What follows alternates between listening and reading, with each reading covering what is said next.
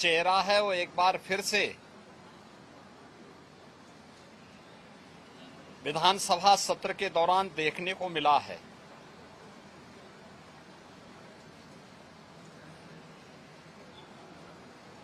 विधानसभा सत्र को हंगामे के हवाले करना,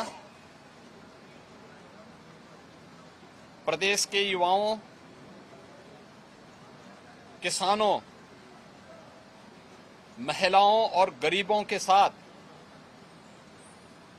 भारी अन्याय है। मानसून सत्र में युवाओं के लिए, अन्नदाता किसानों के लिए, आधी आबादी महिलाओं के लिए और गरीबों के लिए नई स्कीम, नई योजनाएं प्रारंभ हो, युवाओं के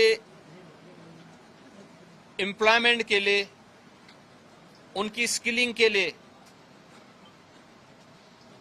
अन्नदाता किसानों के लिए कोई नई योजना घोषित हो सके, गरीबों के कल्याण के लिए कुछ नए कार्यक्रम आगे बढ़ सकें और महिलाओं के सम्मान और उनके स्वावलंबन के लिए भी कुछ अतिरिक्त प्रयास आगे बढ़ें। इसके लिए हम लोग 59,000 करोड़ रुपए से अधिक की अनुपूरक बजट को भी लेकर के आए थे, जिनके लिए इन सभी मदों में धनराशि की व्यवस्था भी थी। नई योजनाओं को घोषित करने के लिए चर्चा विधानसभा में हो सके, इसके लिए उन कार्यक्रमों के साथ हम लोग आए थे। लेकिन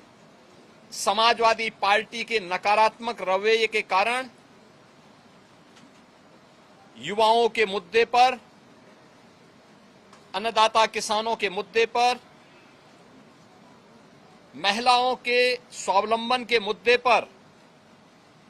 या गरीबों के लिए बनने वाली वेलफेयर की अन्य स्कीमों के मुद्दे पर सदन में समाजवादी पार्टी ने कोई चर्चा नहीं होने दी। इनका ये आचरण असंवैधानिक भी है, युवा विरोधी है, किसान विरोधी है, महिला विरोधी है और गरीब विरोधी भी है। 59,000 करोड़ रुपए से अधिक का अनुपूरक बजट इन नई मांगों के साथ साथ प्रदेश के इंफ्रास्ट्रक्चर की स्ट्रेंथनिंग के लिए, एक्सप्रेस वे के नेटवर्क को और बेहतर बनाने के लिए जो माननीय जनप्रतिनिधियों ने डिमांड की थी, उसके लिए भी धनराशि का प्रावधान किया है। हमने प्रदेश के अंदर उस तबके के लिए जो अब तक प्रदेश के विकास में मजबूती के साथ लगकर के काम कर रहा था, आंगनवाड़ी, आशा वर्कर, रसोइया, ग्राम चौकीदार,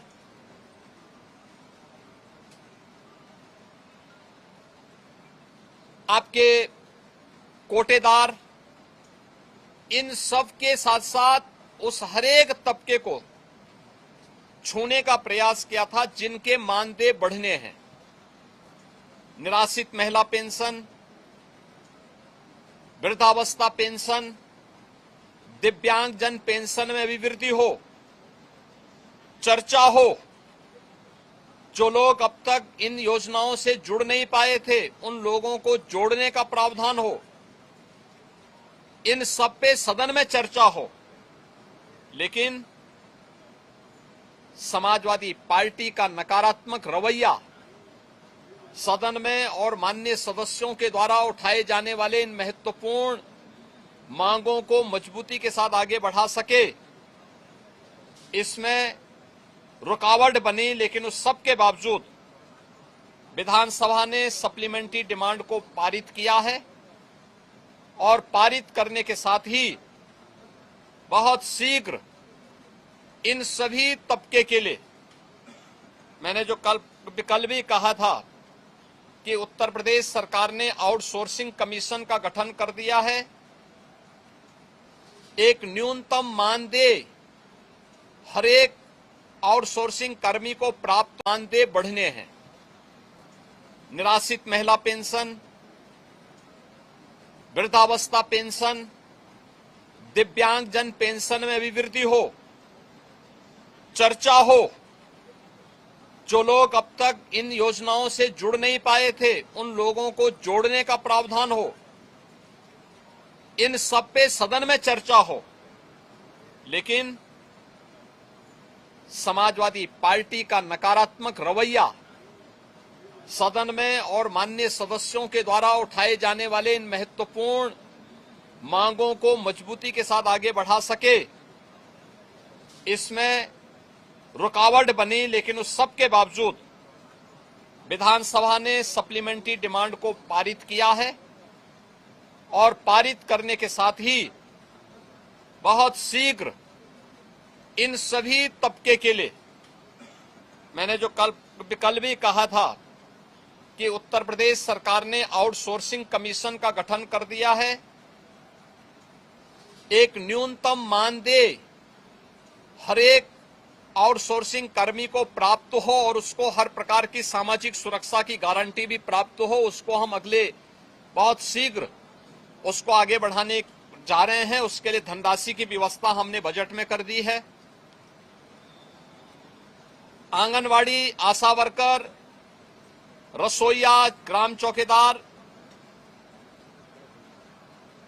या कोठेदार, इन सब के इंसेंटिव और इनके मानदेय को बढ़ाने के लिए भी धनराशि की व्यवस्था हम लोगों ने बजट में की हुई है और उसको भी हम अब विधानसभा से बजट पारित होने के उपरांत विधान परिषद में पारित होगा। विधान परिषद से पारित होने के उपरांत फिर इस बजट को हम लोग अलग अलग कार्यक्रमों के माध्यम से उस तबके तक पहुंचाने का काम भी करेंगे। समाजवादी पार्टी का यह चरित्र इस तबके को अपमानित करने वाला है, जो अल्प मानदेय प्राप्त करने के बावजूद प्रदेश के विकास के लिए और 25 करोड़ जनता जनार्दन की सेवा के लिए पूरी प्रतिबद्धता के साथ कार्य कर रहे हैं। इससे पहले भी इन्होंने शिक्षा मित्रों के भविष्य के साथ खिलवाड़ किया था। हमारी सरकार ने शिक्षा मित्रों के मानदेय को 10,000 से बढ़ा करके 18,000 किया है। पहले 3,000 ये मानदेय मिलता था, हमने 3,000 से 10,000 किया, 10,000 से 18,000 किया और उन्हें 5 लाख रुपए की कैशलेस की सुविधा भी उपलब्ध करवाई। अनुदेशकों को प्रदेश में 9,000 मिलता था, उन्हें 17,000 रुपए उनका मानदेय किया और उन्हें कैशलेस की सुविधा भी उपलब्ध करवाई। बेसिक, माध्यमिक, उच्च शिक्षा से जुड़े हुए जितने भी शिक्षक हैं, इनके मानदेय को इनको कैशलेस की सुविधा उपलब्ध करवाई। अन्य तमाम तबके के लिए बेहतरीन स्कीम को लेकर के, योजनाओं को लेकर के हम सप्लीमेंट्री डिमांड्स में आए थे और इन सब के साथ साथ सामाजिक न्याय के लिए अपना जीवन समर्पित होने वाले उन सभी महापुरुषों के लिए, जिनमें बाबा साहब भीमराव अंबेडकर हैं, जिनमें महर्षि वाल्मीकि जी हैं, संत शिरोमणि सदगुरु रविदास जी महाराज हैं, सामाजिक न्याय के पुरोधा के रूप में और महिला शिक्षा का पुरजोर समर्थन करने वाले संत ज्योतिबा फुले हैं, साहू जी महाराज हैं। इन सभी लोक माता अहिल्याबाई होलकर जी हैं। इन सब के बारे में भी हम लोगों ने इस बजट में चूंकि प्रावधान किया है 407 करोड़ रुपए उनकी मूर्तियों पे छाजन लगाने और सुरक्षित पार्क के लिए, बाउंड्री वाल के लिए इतनी धनराशि की व्यवस्था इस सप्लीमेंट्री डिमांड्स में थी, वह न पास हो, इसके लिए समाजवादी पार्टी ने लगातार सदन की कार्रवाई को बाधित किया, लगातार व्यवधान पैदा करने का लगातार प्रयास किया। लेकिन इनके व्यवधान के बावजूद सप्लीमेंट्री डिमांड्स विधानसभा से पारित हुई है। विधानमंडल से पारित होने के उपरांत ये सभी कार्य तय सीमा के अनुरूप आगे बढ़ेंगे और सामाजिक न्याय के सभी पुरोधाओं को, सभी महापुरुषों को भी सम्मान मिलेगा। समाजवादी पार्टी के दोहरे चरित्र के खिलाफ, जो दलित विरोधी है, पिछड़ा विरोधी है, युवा विरोधी है,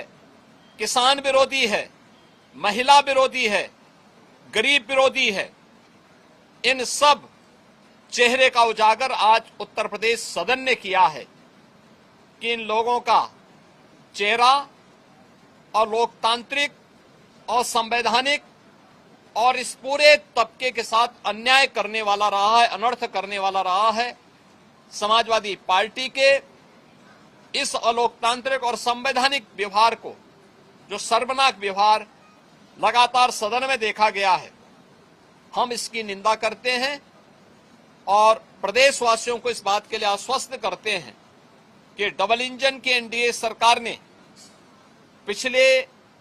9-9.25 वर्ष के अंदर जिस प्रतिबद्धता के साथ समाज के प्रत्येक तबके के हितों के लिए कार्य किया है,